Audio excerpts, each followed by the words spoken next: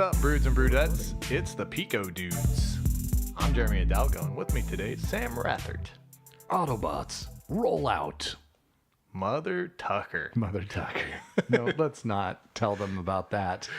We won't. Moving on. The Tuck rule was in effect. Way to go, Tebow. So, Oh my goodness. It's been a while. well, it's been a while since we've recorded an episode, but Yes. we've kept releasing them on a weekly basis. Thank you for the consistency. Everyone should be getting their episode every Saturday, except occasionally it's Sunday, but What do you want? I'm on vacation. what do you want from me? Like more consistency? That's what we like, Jeremy. That's okay, what sure. we're hoping for. But hey, making sure we got one a week pretty consistently on the weekend, so the Monday morning drive is somewhat entertaining. I think it's great and hopefully been fun for people to listen to. I think our last episodes were those crazy Andy Lusk episodes. I think they turned out pretty good.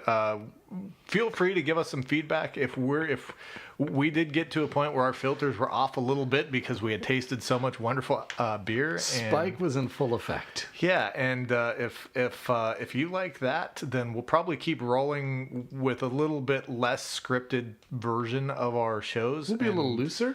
And if you Scripted? Did you just say scripted? Well- because we write 3 words down before we start. dude, they are bullet points. They are talking points, and like that's about as scripted as we get. But I think unless we hear from anybody, because we have heard from some people, which Yes, we has been have. kind of nice. In fact, to we're get some gonna feedback. brew up some PicoPaks that people suggested. Yes. So, Can I ask you a question? that was that it. Is that your question? Can I ask you 2 questions? Yes. Damn it. 3. That was How did you feel the morning after the Andy Lusk episode? I actually was not too bad. I had a slight headache. A slight headache. But I wasn't. I know you were hurting. My liver took 2 weeks to recover.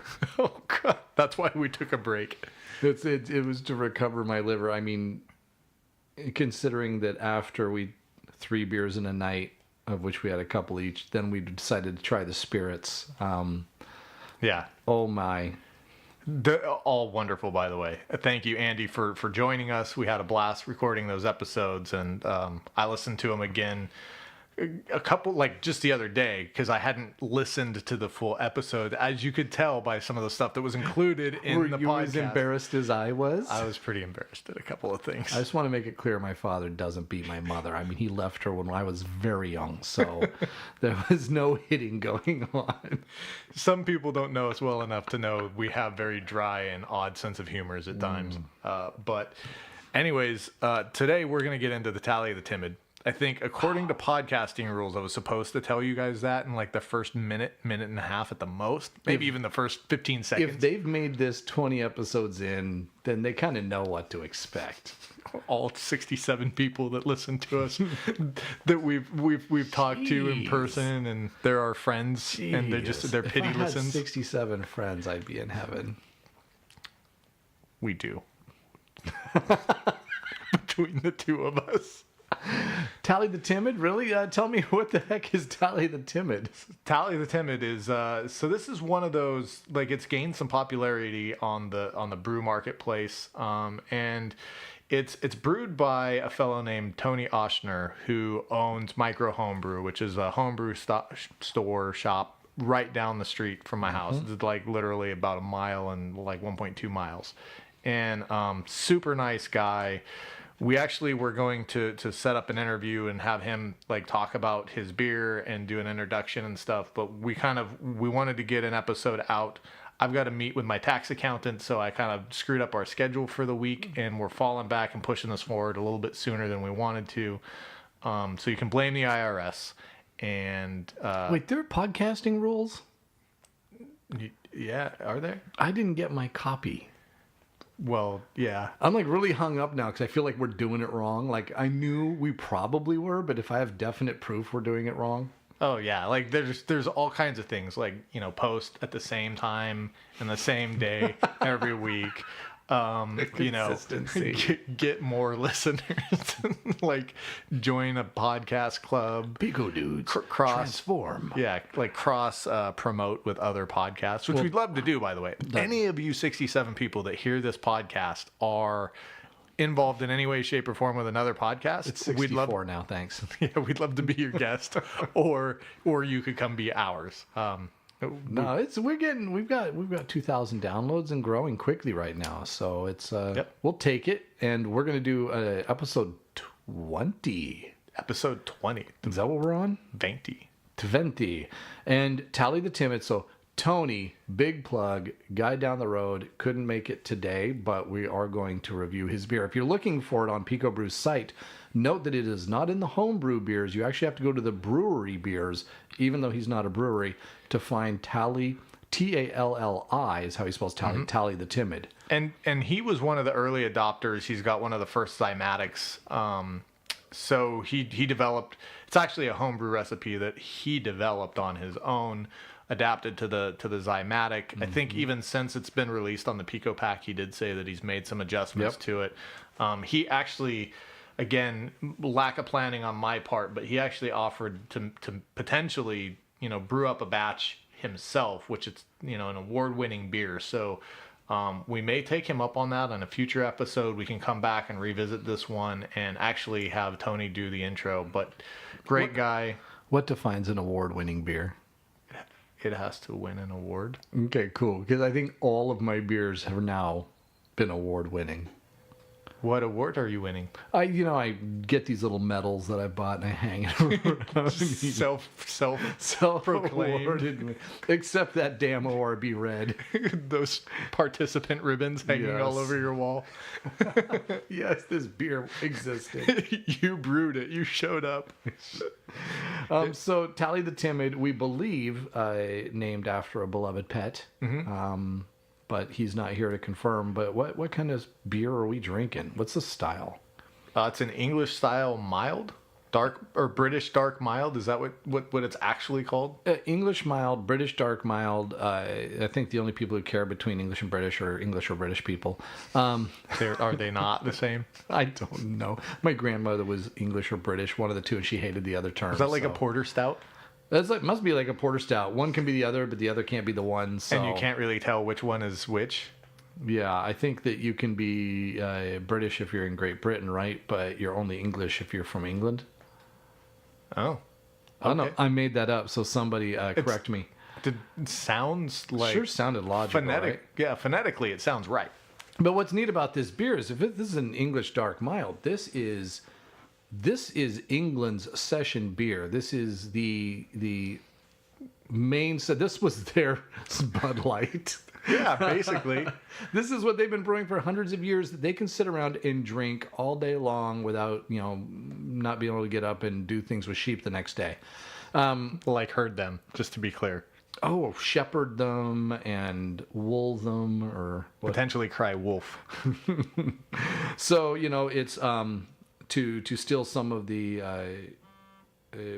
description from the website, for the Talli the Timid is a dark balanced malt focused British session ale. This English mild is light bodied and readily suited to drinking in quantity, and you're going to tell us why in a minute.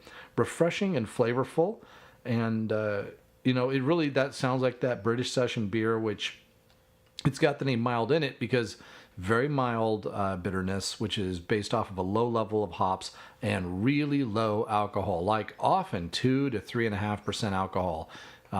It's not a Guinness. Guinness is an Irish dry stout, although Guinness does make a British dark mild or English dark mild, I think, called Guinness Generous. Good luck finding it. But it is still one of those much lighter alcohol beers that you can sit around and drink for all day and still feel pretty good. And for that, you guys may be grateful, because in this episode, you'll notice we are not 2 podcasts in, nor are we 4 pints to the wind. I don't think we've sworn yet. I did, but I then restarted the whole recording. You felt so bad. I felt horrible. It's our 8th swing at this today.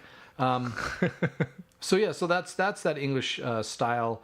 That's Talli the Timid, which very interesting beer. I've not had this style before. I have, I don't know where anybody might have had this style. I've looked through some very popular beers, and I haven't seen any names I recognize that line up normally in that style. I don't even know if we're serving it at the right temperature, to be honest, but I'm happy to try it. Probably not if it's a British or English mild. I mean, We're traditionally serving they around 40, 45, and I think it's supposed to be closer to 55. Yeah. So I'll tell you a little bit about how I brewed this one. For whatever reason, I'm not sure what that reason is, but I don't have any actual readings in either my brew house on PicoBrew or in my brew pulse that tell me what the ABV or the IBUs or I have a thing that says the SRM is 28, and that's exactly what I was going to guess. You know how good I am at that, right? Yeah. It does say the style is mild. I did not adjust the recipe on this at all because I wanted to taste it just as it was intended. And even having done that, like Brew Pulse tells me that it's user adjusted on the ABV and the IBU. And Really? When I look at Brewhouse on the website, it says ABV tweak 10, target 7. What? So So when I look at the stats for this beer on PicoBrew, it's an ABV of 3.5%, and it is IBUs of 26. Cool. Yeah, this just says IBU tweak 9, target 9. I don't know what any of that means, but And there are people who are brewing it. They're saying they're coming in closer to 3% on the alcohol. sounds about right. As we get into our tasting notes and things like that, I've had 12, and it only feels like I've had 4 beers, nice. like imperial stouts. No, so you want to get your nose in this thing and do. describe what you're starting to smell out of this, and don't say it smells like beer It smells or cereal. I get it. Thanks for peeking at my notes and throwing me All off. 3 bullet points. It says beer and cereal is what this, like if I got Cheerios and just poured beer over it in the morning and ate that. Oh, wouldn't that be fantastic? That's not actually what it smells like. It does have a cereal smell to it, but it's more like a roasted malt, kind of a hazelnut with almost like an amaretto finish on the aroma. I didn't spend a lot of time on what I'm actually It tasting. smells like Raisin Bran to me. I'm getting it now that mine sat out a little bit more. Yeah. Yeah, I want to eat this Raisin Bran. What do you think what does it smell like to you? Kind of like Raisin Bran. Kind of like raisin. Anything else? Like raisin nut bran? Let's see, and that's what I'm struggling with on the nut. I don't get the. You don't get the nut. I don't get the nut. Just wait. All right, it's got some alcohol in it. I think that's because I'm on a ketogenic diet. I'm having just a little taste of this thing, but Yeah, that's cute. Mm-hmm. So yeah, for aroma, it is. I don't know what the frick amaretto or hazelnut smell like. amaretto's like an almond, but like the almond paste. Hazel. Yeah, you don't know what hazelnuts smell like? I don't even know Hazel. Or why she has nuts. And so I struggle with that. It smells remarkably to me like a Guinness. If I'm going to draw an analogy to a beer I know, because that's what I typically do, it's got a lot of that same flavor profile that I would pick up out of a Guinness with, I don't know, a little bit more sweetness to it. But Sure. How's the body feel compared to a Guinness? it feels completely different. Yeah. This one is an anorexic model to Guinness's full-figured plus size. That probably isn't the right way to describe it. It's thin. Yeah. It is so thin as to be surprising. Like I had some more of the Negredo today, and it's very thin because it's a dark lager. And Right. so you look at it and you see this deep, dark beer. And same thing. I take with first... I put this deep, dark beer in my mouth, and we got this mouthful of just black, and it's way smaller than I would have expected to. It doesn't fill my mouth the same. God dang it. I'm just laughing at the noises you're making to describe this. I just.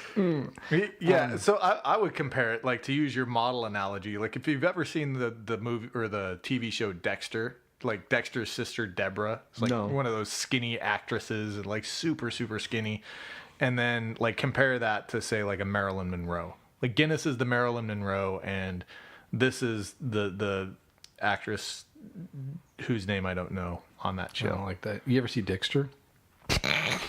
Is that the serial killer who rapes other serial killers? It's the serial rapist that rapes other serial rapists. Oh, well, there you go. See, But that was a great guess. You must have read the show notes. I did. They're bullet pointed on your notes here.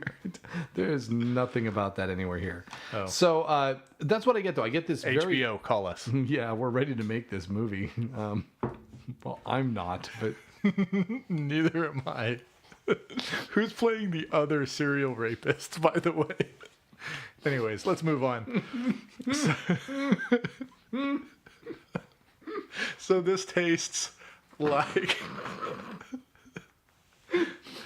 this tastes a little bit to me like a Guinness. I couldn't swallow. Like a Thinness. A Thinness, yeah. So it's got...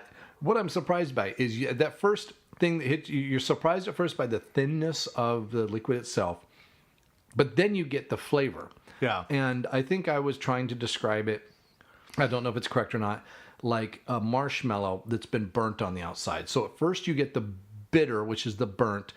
It's not a super bad, like overpowering, like burnt toast, but it is that bitter burnt you get from that burnt marshmallow. And then you get the sweetness from the inside that kind of opens up in your mouth. So it's actually a pretty interesting flavor.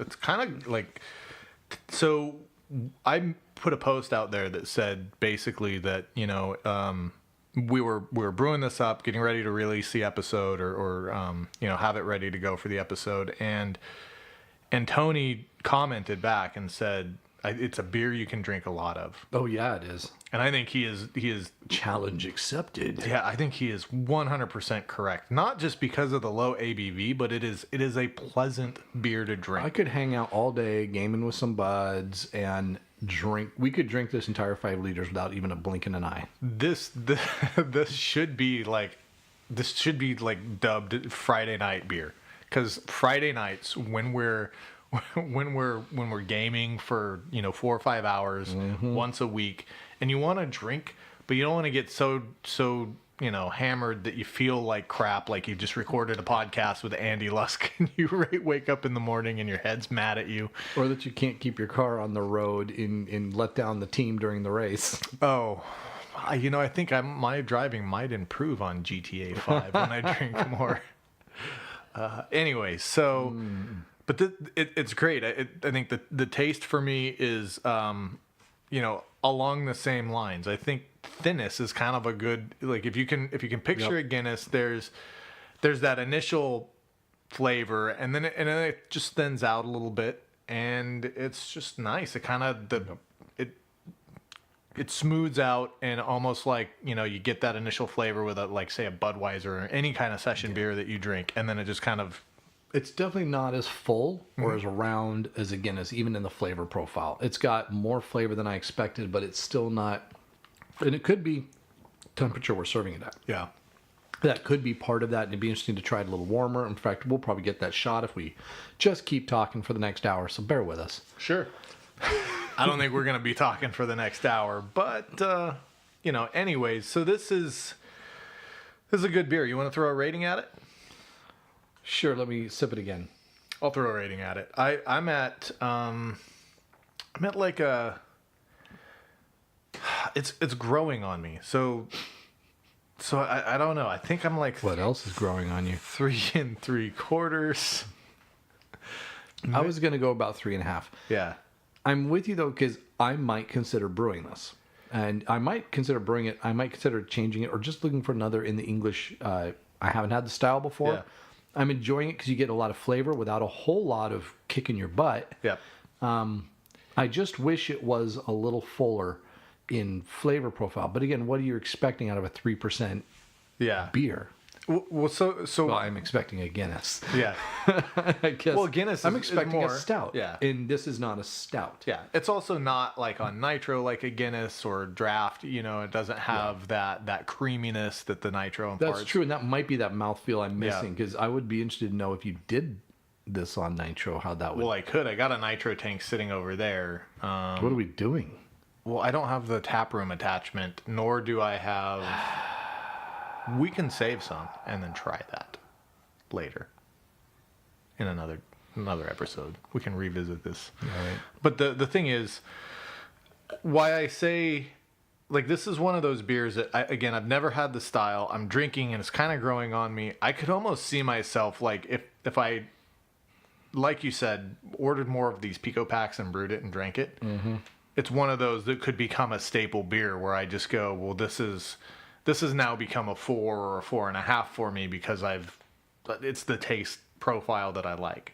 Right now, it's kind of a new experience. It's not an, oh my God, I have to have this, but it's like, dude, this is good. This is interesting. And it grows on you. Yeah. I'm already thinking, when the weather turns, getting the guys together, playing a board game, sitting by a fire and or going out and seeing live music. This is the kind of beer that allows me to enjoy something else more. It adds to your enjoyment of something else, because you can drink it, you have a beer, but you're still mentally in whatever you're doing, and you're getting a lot of good flavor still out of it. This would be good, like when you're watching football games with the family, and you wanna get your little bit of a drink on, but you don't want to like forget the second half of the game. You don't want to beat your kids, yeah. Just be clear, he's also being sarcastic when he talks about abuse this time. So, Thanks for clearing that up.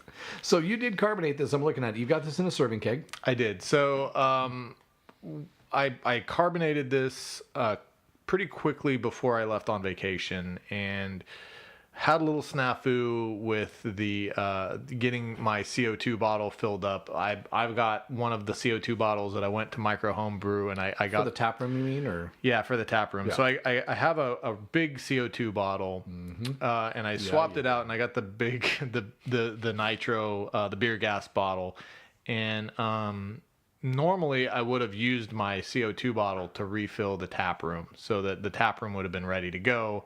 And I would have used that to carbonate this, and I would have done it in the ball lock keg and, the corny keg and all of that. This time, I just didn't have all that ready, but I did have my regulator, I had some serving kegs, and I had, my cartridge, CO2 cartridges ready to go. So I went with that, carbonated it up, and here we are. So fermentation was pretty standard. I did this really consistent temperature. It didn't vary more than a degree. I was really fortunate. We had a good stretch of weather. I did it here in the cellar in the bag over here. I've got a brew bag that does a really good job of kind of normalizing the temperature. And then, fermentation went really well. Put it on, cold crashed it, and then put it on in the serving keg and force carbonated it and left it while I was gone on vacation for 12 days. This is getting better as it gets warmer. Is it? It really is. It opens up the flavor or the nose on it too. Stick it right here and just let it warm up. Be specific. Where is right here? In You're putting it. Hands. So I've moved up already to a 3.75 because now it's in the I'm really considering brewing this myself category and keeping it to enjoy myself. That selfish. Like I found all brew stuff that. Oh, you mean like the brew that you decided you didn't really like the style, so you brought it in to share with everybody at work? That's what I do. Is like people at work, they aren't going to get the best of what I brew because I keep that for myself. But if I brew something like, yeah, that's fine, but I'm not really into it. That's what I bring to share. It does taste good as it sits and sort of. It's kind of like a wine. Opens up, yeah. But, we should decant it. That's probably what we're missing.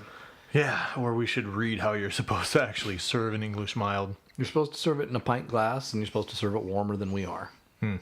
Like warmer than our body temperature? No, warmer than this straight out of your near freezer that it seems like it came out of. Because that came out cold. Look at the frost that is on this keg. Frost yourself. So that's the beer. Where's your rating at? Is it still climbing, or are we solidified at a 3.75? Hold on. Let me Oh boy, Pour here it just comes. a little bit more. I gotta like figure this thing out here. Wow. That's a legitimate pour right there. That's Look look at at even that cascade. cascading bubbles. Why is everybody railing against these serving kegs? That was fine. It does a beautiful job. Good luck cleaning this and using it next time. Fuck that. I'm gonna shoot it with a shotgun. Oh my god, that's so fun. Well, how much alcohol is in this? We used to take paint cans out when I was a kid, and we'd fill them full of water and tamp down the lids, and then get as far off as we could. We'd go way out in these old logging roads, and then take turns trying to paste one of them with the 223. And man, you'd hit one, it would explode 30 feet, 40 feet in the air. It was unreal. Wow. I bet you one of these, if you filled it or even pressurized Probably more because it's a much smaller hole that you can blow off of there. Oh my god, that would be fantastic. That would be fun. You can't do that around here anymore. Hey, if anybody's still listening and wants to let us know any kind of feedback, we are considering opening up the YouTube channel. Yes, we have one of those right now. It just posts all of our podcast episodes as like the sound wave lines or whatever. So you can listen to us on YouTube. But we're considering doing a couple of like, I don't know if we're expert enough to say it's a how-to video, but definitely maybe do some video reviews, some, talk about our brew process. If it doesn't work well, we'll just change the title to How Not To. There you Same go. video. We'll just see how it turns out. So, we'll probably end up trying it anyways, but we'd love to hear some feedback and see if that's anything that you guys would be interested in. That's good. Are you at a 4 yet? I am slowly climbing. I'm going to hold it at 375. If you're done, we can hit a couple other topics. Let's hit some other topics. So one of the topics, I know I got an invite to use this Brew Pulse app and be one of the beta testers, and I am afraid of all technology, and so He says as he's wearing his foil hat while podcasting. I haven't tried it, but you have. So what the heck is this app, and Hold on, I'm going to take a picture of you for social media. why? Sit up, because we got to post stuff. We got to be like, yeah, there we go. Oh, this beer's almost empty. Yeah, here, do one of me. Do me now. Do me. Okay, Yeah. let's do this live while people can listen to us taking pictures. Uh-huh. Look right at it. Oh, there you go. Wait, Okay. look at what? Oh, you're Irish. So tell us about this Brew Pulse. What the heck is Brew Pulse? So Brew Pulse is a way to it's basically like there's a little bit more functionality than you get from the brew house interaction on the website, but mainly it's just an app that does the same thing as the website. You can follow along. Wait. If I have a web-enabled phone, can I just go to the website from my phone? Yeah, the difference is like this will send you notifications. So it'll tell you during the brew process. So if you decide to just put a PicoPak into your PicoBrew and then go out and mow the lawn, you'll get notifications while you're mowing the lawn. Like, hey, you're moving into mash 2 now, in case you wanted to know. And you're like, oh, awesome. So Can you turn that off and just have it notify me when it finishes? are you familiar with the settings? I'm not on a your phone? technology guy. Oh, right. Sorry.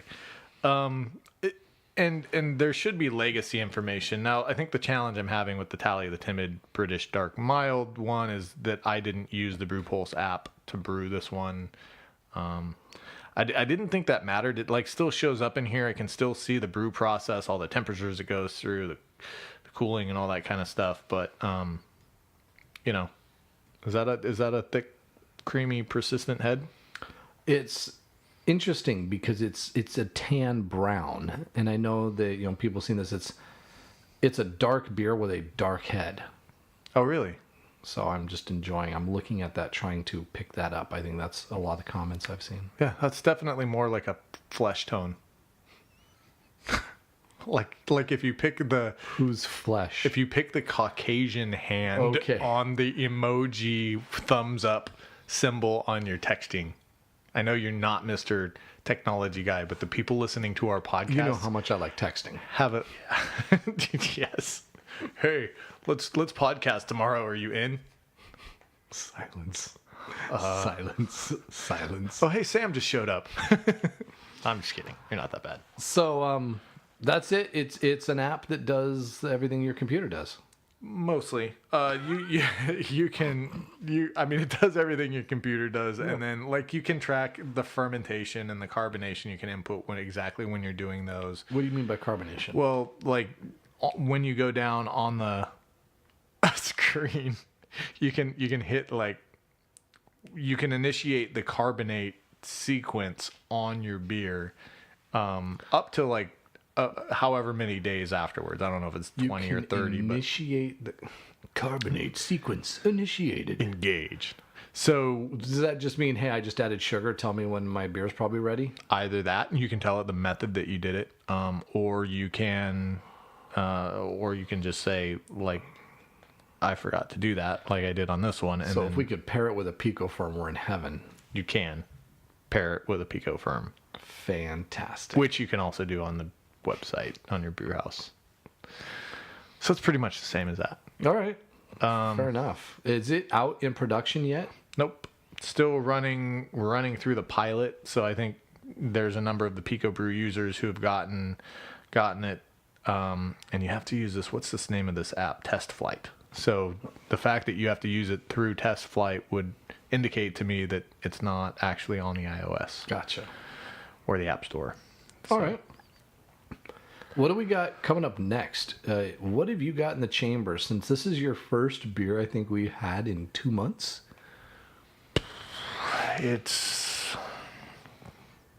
Wait, start over again. You just asked me a question and I was reading an email. Oh my! So what do we have coming up? This was our first beer in 2 months. This is your first beer in a couple months. It is. This first beer we've had of yours since 10 Second Car. I have Stingray IPA. IPA by Coronado Brewing, not Brewing. Yes. That's going to be ready to go for next week's podcast. Oh, can we hold on it? Because yours is almost ready. Because mine is almost ready. It's still a couple weeks out, but we did something different with mine. You went and got me some Yeast 1450, I think it is, Denny's favorite. Mm-hmm. You know, we learned that from Andy. He says he hates these Safali 04s and 05s. I opened up my thing. I said, Safali. Not having any idea what that means. And knew that you'd already made one. So I thought, yes. What if I made one with this other yeast and we see how it works? And to which I said yes. And so I think we should do that. Do you have any others in the chamber right now? I do.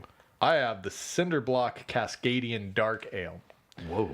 So the Cinderblock Cascadian Dark Ale is actually a black IPA, and I used Denny's favorite.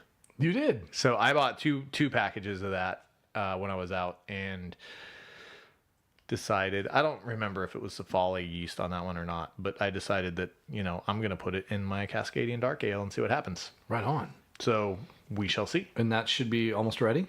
That will be ready. Actually, both of those just need to carbonate, which I will force carbonate. So they will be ready to go for next week. Cool. And I've got a few others. I got a Lucky Envelope. I've got Mowing Time. I've got one that I added an entire cup of maple syrup to. Oh, which one is that? I'm excited for that one. I have no idea. I think it's maple syrup beer. Maple syrup beer and maple. Look up maple on that brew house. So I've got my Stingray, and then I've got a couple more. I've got one that's bottled and one that's brewing right now. So we're gonna have a whole pile coming to you, plus a couple that have been user requested or listener requested, I should say. So we're about to bring you all sorts of deliciousness. We'll see how much podcasting we can get in during this wonderful 3 weeks of summer weather we get up here in Seattle. But we'll see how much we can get in, and who knows, maybe we can post an extra episode here or there, or double down like we did with Andy Lusk. That was a lot of fun. Sounds good. I think we may have an epic brew day coming up pretty soon. Epic brew day. Might be the first time we try video. Oh, yes. Depends on how epic. I think it's going to be epic. Yeah. I think there's going to be a lot of video, and I think there's going to be a lot of beer brewed. So looking forward to that. Sounds great. Well, I can't find the maple beer on here. They've got like Moses de Donkery, Don't think that's it. Waldor UK barley wine. No, it was completely pronounceable. And Otter barley wine. Nope. North Pacific Ale. Did you put in maple Totally. in your search engine? MAPLE. Well, we'll find it. We'll taste it because I bottled it about a week and a half ago, so it should be ready also. So looking forward to it. Sounds good. Well, on that note, I think we're going to wrap it up. Let's do it. PicoDudes out.